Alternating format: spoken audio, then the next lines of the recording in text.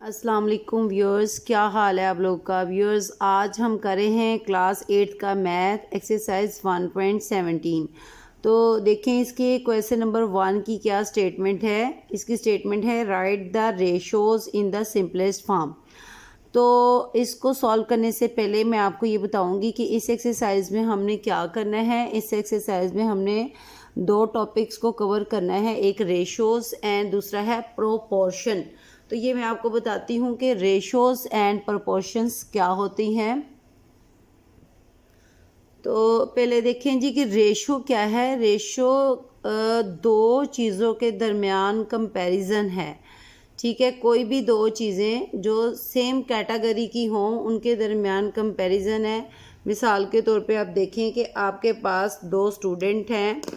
ठीक है, एक स्टूडेंट हमारे पास है ए। ठीक है, स्टूडेंट ए है और एक हमारे पास स्टूडेंट बी है। स्टूडेंट ए जो है वो रोज़ाना 3 घंटे पढ़ता है और 3 आवर्स 3 घंटे पढ़ता है, और स्टूडेंट बी जो है वो रोज़ाना 5 घंटे पढ़ता है, 5 आवर्स। तो अगर हम इन दोनों स्टूडेंट्स की जो स्टडी है इसके दरमियान कंपैरिजन करें, मुआवजा करें, तो हम कहेंगे कि 5:3 या 3:5। इसको हमने इस तरह से लिखना है। ये हमारा स्टूडेंट ए है और ये हमारा स्टूडेंट बी है। ठीक है, तो जो स्टूडेंट ए है वो 3 आवर्स पढ़ता है, स्टूडेंट बी 5 आवर्स पढ़ता है। तो इनके बीच में अगर हम मुआवजा करें, कंपैरिजन करें, तो ये बनेगा 3:5, यानी एक 3 आवर्स पढ़ता है, दूसरा 5 आवर्स पढ़ता है। तो रेशो क्या हुई कि दो चीज़ों के दरमियान जो कंपैरिजन है इसको रेशो कहते हैं, उर्दू में इसको मुआवजा कहते हैं। रेशो के लिए जो साइन यूज़ होता है ये 2 डॉट्स का साइन यूज़ होता है। जिन दो चीज़ों के बीच में हमने कंपैरिजन करना है उनके बीच में ये डॉट यूज़ होता है। फॉर एग्ज़ाम्पल आपके पास एक ये बीकर है और उसमें जो है वो 3 ml वाटर है। ठीक है, और एक आपके पास और बीकर है और उसमें जो है आपके पास 6 ml जो है कोई लिक्विड है या वाटर है। तो इनमें अगर हम कंपैरिजन करें तो हम इसको लिखेंगे 3:6, यानी कि एक में 3 है, दूसरे में 6 है। ठीक है, अब 3 और 6 जो है ये एक टेबल में आ रहे हैं, 3 के टेबल में। तो हम इसको मज़ीद सिंपल करेंगे तो 3 1s are 3 और 3 2s are 6। तो इसकी इन दोनों के बीच में जो कंपैरिजन है उसकी रेशो क्या है, 1:2। ये इस जो बीकर में पानी है वो 3 ml है और इसमें 6 है। तो दोनों का मुआवजे का जो आंसर है कंपैरिजन करके जो हमारा आंसर आता है वो 1:2 है। ठीक है, इसी तरह जो पहले स्टूडेंट थे वो ए और बी ने जब स्टडी की है तो वो 3:5 है। इसको हमने ऐसे ही रहने दिया क्योंकि ये फर्दर जो है कोई ऐसा टेबल नहीं है जिसमें ये 3 और 5 जो है डिवाइड हो जाएं। तो ये जो है रेशो इसकी वाटर की 3:6 है, ये इसकी सिंपलेस्ट फॉर्म है। ठीक है, और ये इसका आंसर होगा। तो रेशो क्या है, दो चीज़ों के दरमियान कंपैरिजन जो है हमने बताना है, इसको रेशो कहते हैं। और रेशो का ये साइन, ये 2 डॉट्स का साइन रेशो का साइन है। और इसको हम पढ़ते ऐसे हैं A:B। ठीक है, या A:B। ठीक है, और इसको 3:5, ये 3:6, 1:2, इस तरह से इसको हम पढ़ेंगे। या इसको आप पढ़ सकते हैं 3:6। तो आई होप सो कि आपको रेशो का पता चल गया होगा। रेशो क्या है, दो चीज़ों के दरमियान कंपैरिजन है और वो सेम कैटेगरी की होनी चाहिए। इससे मुराद ये है कि जैसे हमने ये स्टूडेंट्स का बताया है कि एक 3 घंटे पढ़ता है और दूसरा 5 घंटे पढ़ता है, तो दोनों में हमने जो यूनिट है वो घंटे यूज़ किया है। ये नहीं कि हमने कहा कि एक जो है वो 3 घंटे पढ़ता है और एक जो है वो 5 दिन पढ़ता है। यानी अगर एक के घंटे की बात हो रही है तो दूसरे की भी घंटे की बात हो, अगर एक के मिनट की बात हो रही है तो दूसरे भी मिनट की बात हो। ठीक है। इसी तरह ये जो पानी है देखिए 3 ml लिया है, 3 लीटर नहीं लिया, इसमें भी ml ही लिया है। तो अगर यूनिट जो है वो सेम होना चाहिए और इसके अलावा कैटेगरी सेम होनी चाहिए। इससे मुराद ये है कि अगर आप इसमें पानी का ज़िक्र कर रहे हैं तो वो दूसरी चीज़ में भी पानी का ज़िक्र कर रहे हैं। इसमें अगर हम घंटों का ज़िक्र कर रहे हैं तो दूसरी चीज़ में भी हम घंटों का ज़िक्र कर रहे हैं और पढ़ाई का ज़िक्र कर रहे हैं। ये नहीं कि हम कहेंगे एक स्टूडेंट 3 घंटे पढ़ रहा है और दूसरा स्टूडेंट जो है वो 5 घंटे काम कर रहा है। नहीं, अगर वो उसकी पढ़ाई की बात हो रही है तो दूसरे स्टूडेंट की भी पढ़ाई की बात होनी है। सेम कैटेगरी की दो चीज़ों के दरमियान जो कंपैरिजन होता है उसको रेशो कहते हैं। तो देखिए नेक्स्ट जो हमारा इस एक्सरसाइज में दूसरी चीज़ जो हमने करनी है वो है हमारे पास प्रोपोर्शन।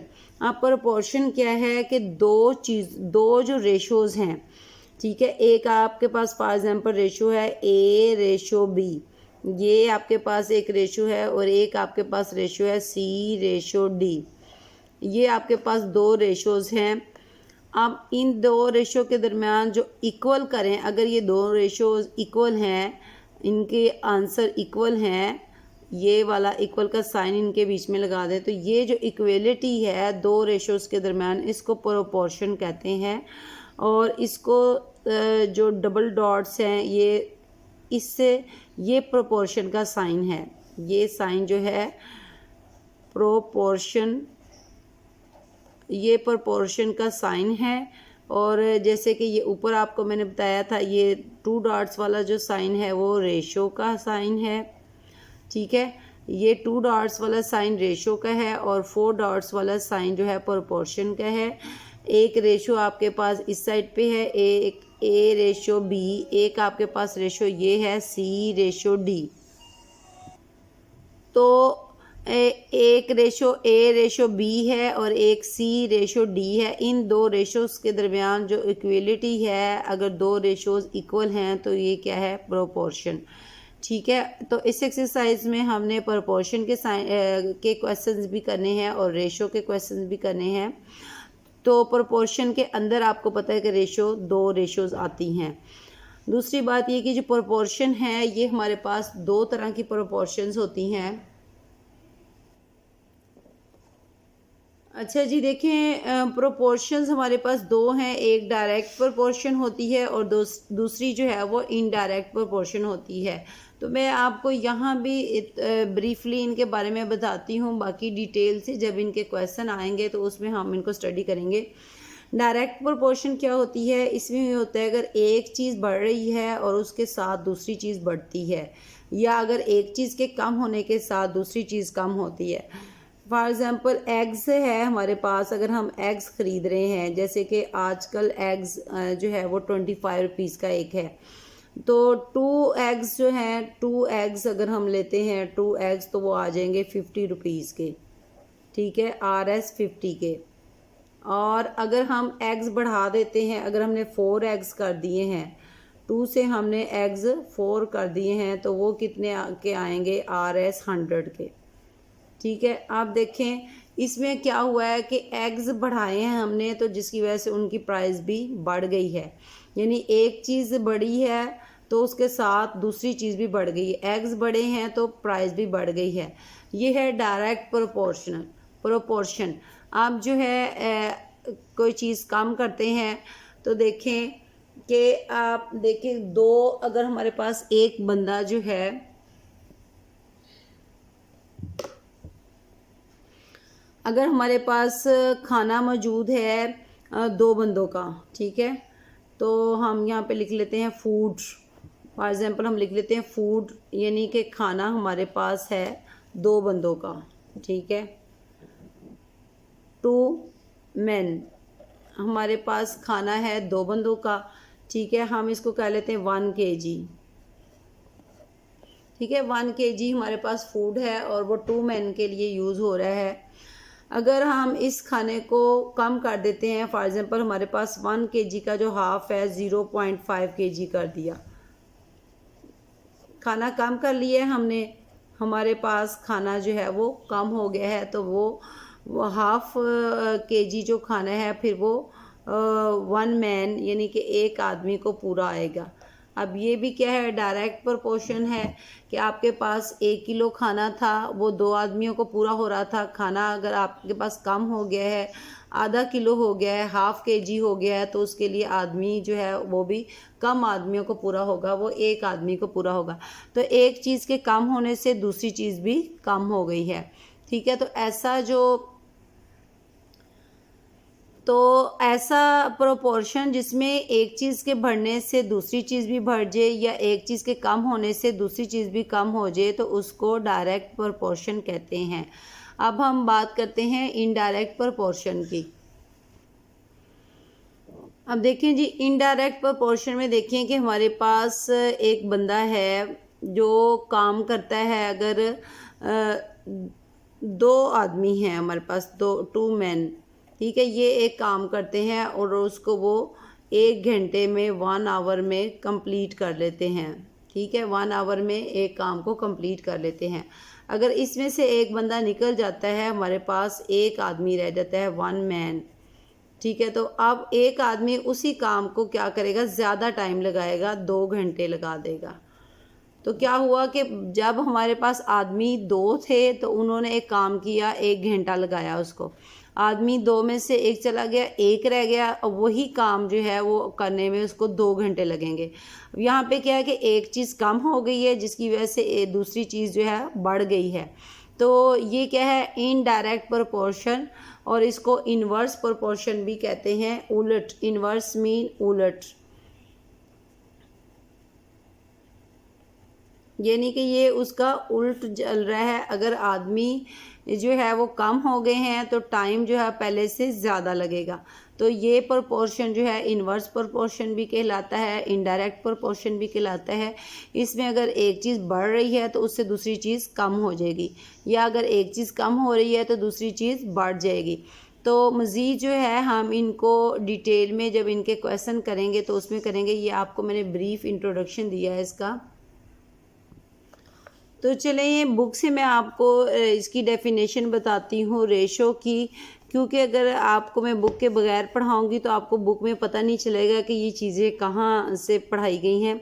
कि ratio is a comparison of 2 quantities of same, ठीक है, and ratio is denoted by 2 dots. For example A ratio B is written as A ratio B, C to D ratio is written as C ratio D। ठीक है, तो ये मैंने आपको सारा explain किया है कि इसको 2 डॉट से शो करते हैं और इसको पढ़ते कैसे हैं, C to D। ठीक है, C to D या C is to D या C रेशो D। ठीक है, रेशो क्या है, 2 चीज़ों के दरमियान कंपैरिजन है। ठीक है, नेक्स्ट जो है वो है प्रोपोर्शन। ये देखें प्रोपोर्शन की डेफिनेशन, के प्रोपोर्शन में हमने क्या पढ़ा है, the relation of equality of 2 ratios is called proportion.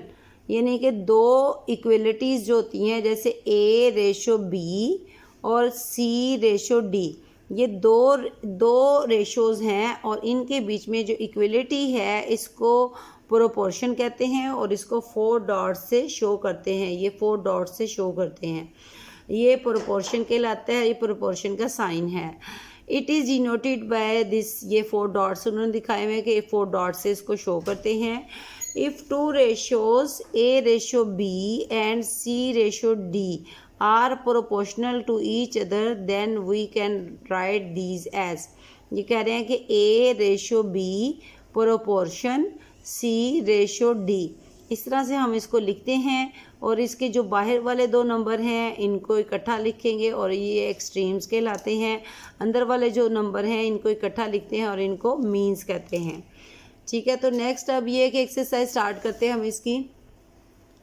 ये देखें जी, हमारे पास क्वेश्चन नंबर 1 है, right the ratios in the simplest form. इसका पार्ट नंबर 1 है हमारे पास 75:100। इस तरह से हमने पढ़ना है इसको, या 75 रेशो 100।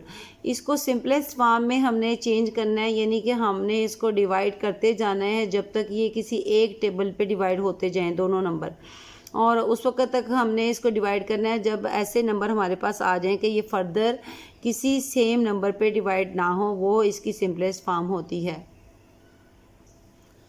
तो ये देखिए, हमने सबसे पहले ये देखना है कि 75 और 100 जो है छोटे नंबर से हमने देखना शुरू करना है कि किस नंबर पे डिवाइड होते हैं। तो सबसे पहले हमारे पास 2 है, तो 2 पे जो है 75 डिवाइड नहीं होता क्योंकि ये एक ऑड नंबर है, और 2 जो है वो इवन नंबर पे डिवाइड होता है। 100 जो है ये 2 पर डिवाइड हो जाता है, लेकिन हमें वो नंबर चाहिए दोनों पे सेम नंबर जो दोनों को डिवाइड करे। अब 3 को देखते हैं, तो 3 जो है वो 75 को डिवाइड कर लेता है लेकिन 100 को डिवाइड नहीं करता। 4 जो है वो भी 75 को डिवाइड नहीं करता, 100 को डिवाइड कर लेता है, ठीक है। और इसके बाद आ जाता है 5 जो है वो दोनों नंबर्स को डिवाइड कर लेता है क्योंकि हर वो नंबर जिसके एंड पे 5 हो और 0 हो वो 5 पे डिवाइड हो जाते हैं। अब इसके एंड पे 5 है और इसके एंड पे 0 है, तो ये 5 के टेबल पे डिवाइड हो जाते हैं। हमने यहाँ पे डिवाइड करने के बाद जो आंसर आता है वो लिखना है, जैसे 5 1s are 5 और यहाँ पे 7 में से 5 निकल गया, 2 रह गया, वो 2 इसके साथ लगेगा तो ये 25 बन जाएगा। 5 5s are 25, ठीक है। और इस तरह से ये हमारे पास पहले नंबर जो है 1 है, उसके साथ दूसरा 0 10, 5 2s are 10 और 0 का यहाँ पे आ गया 0। नेक्स्ट अब ये 15 है, ये 20 है। अगेन हमने इनको हर नंबर पे देखा, 2 पर भी नहीं जा रहे, 3 पर भी नहीं जा रहे दोनों, 4 पर भी नहीं जा रहे क्योंकि 4 पे देखे 20 चला जाता है लेकिन 15 नहीं जाता। तो ये 5 फिर आ गया है वो नंबर जिस पे दोनों डिवाइड हो जाते हैं। किस तरह से डिवाइड होते हैं? 5 3s are 15 और 5 4s are 20। अब 3 और 4 जो हैं ये हमारे पास ऐसे नंबर हैं जिसको हम किसी भी नंबर पे देखें तो ये नहीं जाते किसी नंबर पे भी मज़ीद, ये दोनों सेम ऐसा नंबर नहीं है जिस पे दोनों डिवाइड हो जाएं। तो ये सिंपलेस्ट फॉर्म है, यानी वो नंबर आ गए हैं हमारे पास जो मज़ीद डिवाइड नहीं होते किसी एक नंबर पे, तो ये सिंपलेस्ट फॉर्म है। इस रेशो की हमारे पास ये रेशो थी 75:100, हमने इसको डिवाइड कर करके सिंपलेस्ट फॉर्म में कन्वर्ट कर दिया और यही हमारा आंसर है। तो हमारा आंसर है 3:4, ये हमारा इसका आंसर है, ठीक है। नेक्स्ट करते हैं। देखिए नेक्स्ट हमारे पास पार्ट 2 में है 12:120। तो इन दोनों को हमने रेशो की फॉर्म में लिख के तो इसको सिंपलेस्ट फॉर्म में करना है। पहले हम इसको रेशो की फॉर्म में लिखते हैं कि ये 12:120 को आप इस तरह से लिखेंगे 12, ये रेशो 12:120। आप देखें कि ये दोनों नंबर जो हैं किस टेबल पे, ये 2 के टेबल पे डिवाइड हो जाते हैं क्योंकि इसमें भी 2 है यहाँ पर, इसमें 0 है। उसके अलावा ये दोनों नंबर 3 के टेबल पे भी डिवाइड हो जाते हैं, 4 के टेबल पे भी और 6 के टेबल पे भी, और इसके बाद 12 के टेबल पे भी डिवाइड हो जाते हैं।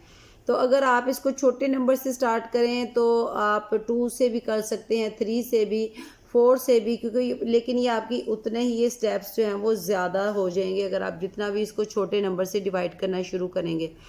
तो जो आपको नंबर बताए हैं जैसे 2 पे डिवाइड हो जाता है, 3 पर, 4 पर, 6 पर, 12 पर, इनमें से आप कोई भी नंबर से भी आप इनको कट कर सकते हो, इससे कोई फ़र्क नहीं पड़ता। तो चले मैं इसको 3 से कर लेती हूँ। 3 4s are 12 और ये वाला 3 4s are 12 और ये आ गया इसका 0, ठीक है। अब ये 4 से डिवाइड कर लेते हैं इसको, 4 1s are 4 और 4 1s are 4 और ये आ गया 0। अब हमारे पास जो नंबर आए हैं वो 1 है और 10 है। अब ये मज़ीद ऐसा कोई नंबर नहीं है जिसमें 1 और 10 डिवाइड हो जाए, वो 1 है, 1 के अलावा नहीं है। 1 से डिवाइड करने का कोई फ़ायदा नहीं क्योंकि 1 से डिवाइड करने के बाद अगेन हमारे पास वही आंसर आ जाता है। तो कोई ऐसा नंबर नहीं है जिस पे ये दोनों नंबर डिवाइड हो जाएं। तो ये क्या है, इसकी सिंपलेस्ट फॉर्म है और ये हमारा आंसर है। अब पार्ट नंबर 3 है। देखिए हमारे पास 2 kg इज़ टू 800 ग्राम्स। तो इसको पहले हमने सिंपलेस्ट फॉर्म में कन्वर्ट करने से पहले क्या करना है, इनकी जो यूनिट हैं वो सेम करने हैं। जैसे इसमें देखिए 2 के साथ kg है और ये 800 के साथ क्या है, ग्राम। तो हम क्या करेंगे, पहले केजी को कन्वर्ट करेंगे ग्राम में, ठीक है। अब देखिए कि इन दोनों में क्या है कि ग्राम जो है, किलोग्राम जो है ये बड़ा यूनिट है और ग्राम जो है ये छोटा यूनिट है। इस तरह से कि 1 kg यानी कि 1 किलोग्राम बराबर होता है 1000 ग्राम्स के, ठीक है। पहले हम इसको, ये वाले जो ग्राम्स हैं ये ग्राम्स में ही रहेंगे, ये जो किलोग्राम है इसको ग्राम में कन्वर्ट करेंगे। इसको ग्राम में कन्वर्ट करने के लिए 2 को हम मल्टीप्लाई करेंगे 1000 से, तो ये भी ग्राम्स बन जाएंगे।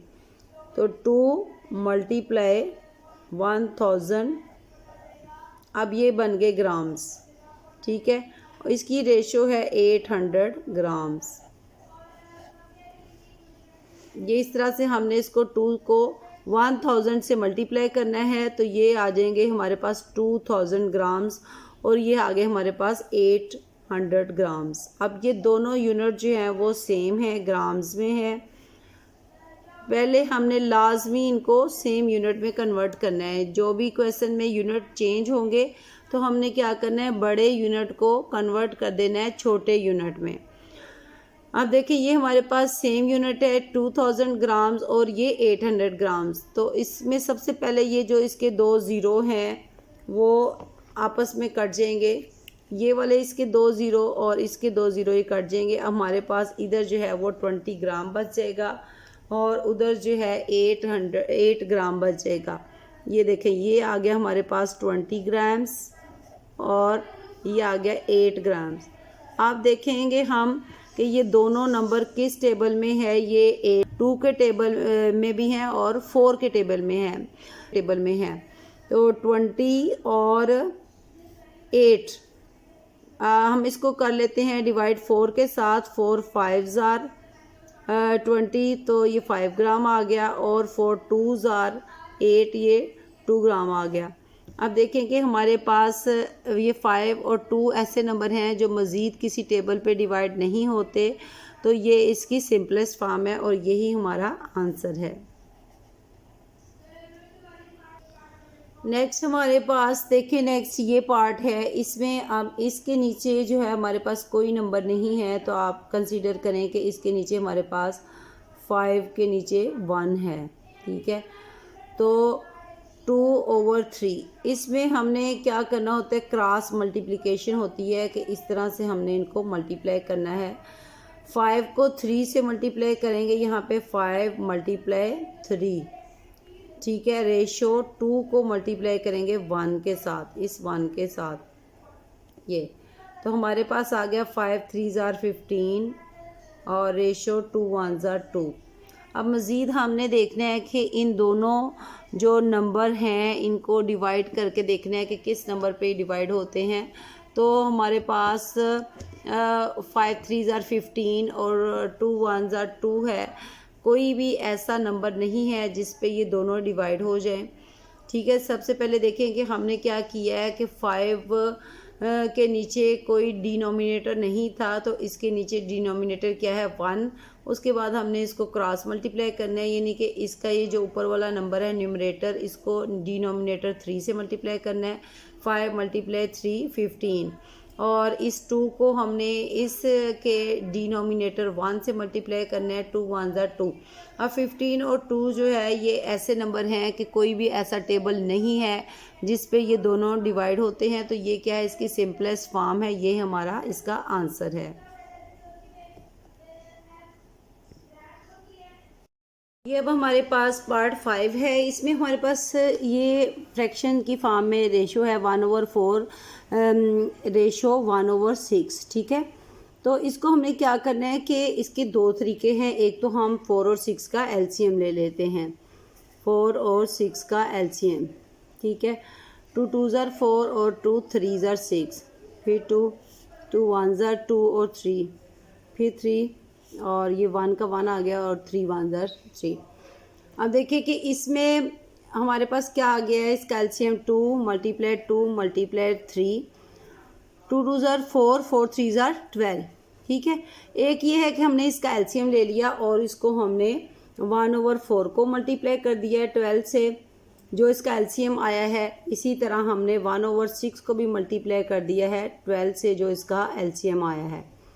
ठीक है, बोथ साइड्स को हमने 12 से मल्टीप्लाई कर दिया। तो ये 6 1 ज़ार 6, 6 2 ज़ार 12 और ये 2 1 ज़ार 2 आ गया हमारे पास, 2 1 ज़ार 2 और 4 1 ज़ार 4, 4 3 ज़ार 12, 3 1 ज़ार 3। ये हमारे पास इधर आ गया है, ये देखिए 6 1 ज़ार 6, 6 2 ज़ार 12 और ये 2 1 ज़ार 2। इसी तरह 4 1 ज़ार 4, 4 3 ज़ार 12 और ये 3 1 ज़ार 3। हमारे पास ये 3:2 यानी 3:2 आया है, जो कि इसकी सिंपलेस्ट फॉर्म है। इससे मज़ीद ये कोई ऐसा नंबर नहीं है जिस पे ये दोनों नंबर डिवाइड हों, तो ये इसका आंसर है। और ये क्या है, सिंपलेस्ट फॉर्म। यहाँ पे आप लिख लें सिंपलेस्ट फॉर्म।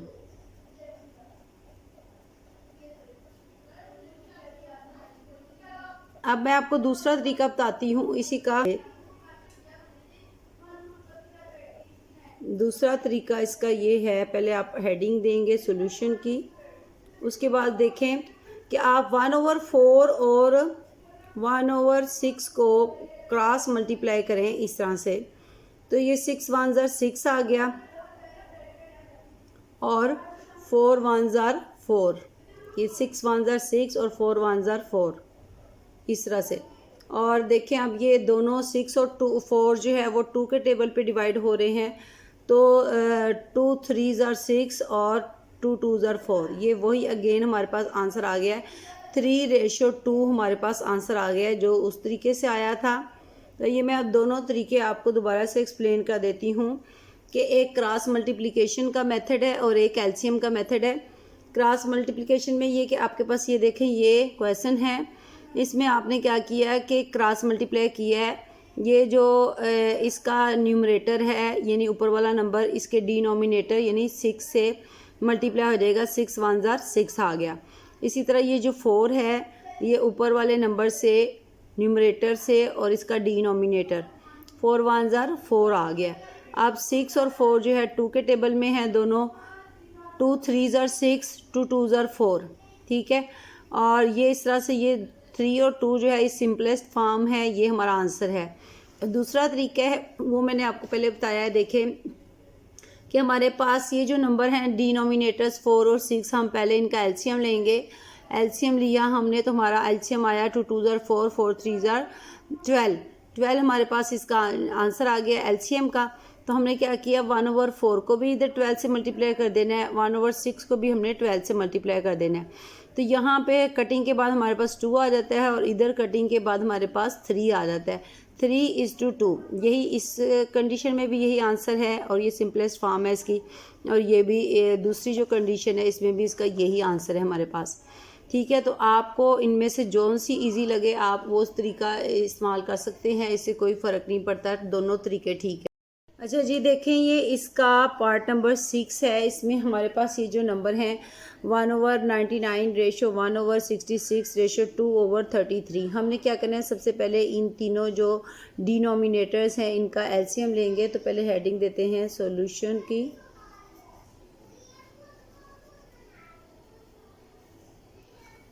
तो यहाँ पे एक साइड पे हम इन तीनों नंबर को लेते हैं 99, 66 और 33 को। ये हम इन तीनों नंबर का अब एलसीएम लेंगे। ये देखेंगे हमारे पास 99, 66 और 33 है। तो ये 3 पर हम इनको करेंगे, तीनों नंबर जो है 3 के टेबल में आ जाते हैं, 3 पर डिवाइड हो जाते हैं। 3 3 ज़ार 3, 3 3 ज़ार 9, 3 3 ज़ार 9, 3 2 ज़ार 6, 3 2 ज़ार 6, 3 1 ज़ार और 3 1 ज़ार। अगेन ये जो है इसको हम 11 पे करेंगे, क्योंकि ये तीनों नंबर जो है 11 के नंबर पे डिवाइड हो जाते हैं टेबल पर। 11 3 ज़ार 33 और 11 2 ज़ार 22 और 11 1 ज़ार 11। अब ये 3 पर 3 1 ज़ार 3 और 2 का जो है वो इस तरह से 2 आ जाएगा और 1 का 1 आ जाएगा। अब 2 के साथ इसको करेंगे 1 1 ज़ार 1 और ये जो है 2 1 ज़ार 2 और ये 1 भी अगेन इसी तरह आ जाएगा। तो हमारे पास क्या आया है एलसीएम इसका, देखें हमारे पास आया है 2 × 3 × 3 × 3 × 11। ठीक है। तो 2 3s are 6, 6 3s are 18, 18 को हम 11 से मल्टीप्लाई करते हैं तो हमारे पास आता है 198। ये देखिए, ये मैं आपको इसके साथ मल्टीप्लाई करके दिखाती हूँ। ये हमने 18 को मल्टीप्लाई किया है 11 के साथ, ठीक है। ये आ गया हमारे पास 891। ये 8 1s are 8 और 1 1s are 1। इसी तरह अगेन 8 1s are 8 और 1 1s are 1, और ये 8 का 8 आ गया, 8 और 1 9 और 1 का 1 आ गया, ठीक है। तो अब हमने क्या करना है कि 198 जो है हमारा ये एलसीएम आ गया है। तो हमने 198 जो हमारा एलसीएम आया है इसको हमने मल्टीप्लाई करना है इन तीनों जो रेशोज़ हैं इनके साथ। जैसे देखिए, हमने 1/99 को मल्टीप्लाई किया 198, 1/99 को मल्टीप्लाई करेंगे 198 के साथ। इसी तरह 1/66 को मल्टीप्लाई करेंगे हम 198 के साथ। इसी तरह हम 2/33 जो है इसको मल्टीप्लाई करेंगे 198 के साथ। तो ये हमने तीनों के साथ इसको मल्टीप्लाई कर लिया। अब हम इसकी कटिंग करते हैं कि देखें, ये जो है 9 के टेबल के साथ 9 1s are 9, 9 1s are 9 और 9 2s are 18 और 19 में से 1 निकल गया, 80 वो यहाँ पे आ गया तो ये भी 18 बन गया, 9 2s are 18। अब ये 11 1s are 11 और 11 2s are 22, ये हमारे पास कटिंग हो गई। अब ये 66 है और 198 है, ये दोनों नंबर 6 के टेबल पर कट होते हैं, 6 के टेबल पर डिवाइड होते हैं। जैसे 6 1s are 6, 6 1s are 6। अब 6 3s are 18, तो 19 में से एक निकल गया, वो यहाँ आ गया तो ये भी 18 बन गया। Again 6 3s are 18। अब ये 11 है और ये 33 है, ये अगेन 11 के टेबल पर दोनों नंबर डिवाइड होते हैं। 11 1s are 11 और 11 3s are 33। अब ये 33 है, ये 198 है, ये 3 के टेबल पर 3 1s are 3, 3 1s are 3 और ये 198 3 6s are 18 और अगेन 3 6s are 18। अब यहाँ पे हमारे पास क्या बचता है, 2 1s are 2, यहाँ पे अकेला 2 बचता है रेशो, और यहाँ पे 3 1s are 3 और यहाँ पे 66 है। अभी ये अगेन हो रहे हैं 11 1s are 11 और 11 6s are 66, ठीक है। तो अब यहाँ पे हमारे पास 6 बचता है और यहाँ पे 2 बचता है, 6 2s are 12।